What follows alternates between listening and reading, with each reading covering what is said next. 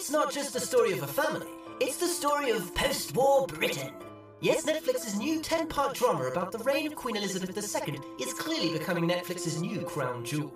But just so you don't embarrass yourself in front of your friends, here are 8 things you should know about The Crown. Number 1, it's not the most expensive series ever made.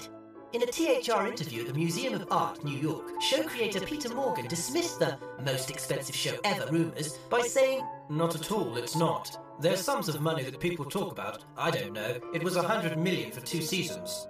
Number 2, it was filmed all across the country. The sets were initially planned to be built in the studio, but upon realising they wouldn't achieve the same grandeur, they decided to shoot all across southern England in a multitude of stately homes. Number 3, the research took ages. It took a team of researchers 2.5 years of thumbing through biographies and archives, as well as speaking to people connected to the royal household, before they wrote the script. 4, the cast aren't supposed to look alike. Sure, Claire Foy, who plays the Queen, does look remarkably like Her Majesty in her younger days, but they hadn't planned for the characters to look alike when casting. We were going to cast the best actors for the role, even if the physical resemblance wasn't there. Number 5, the coronation and the royal wedding outfits are supposed to look alike.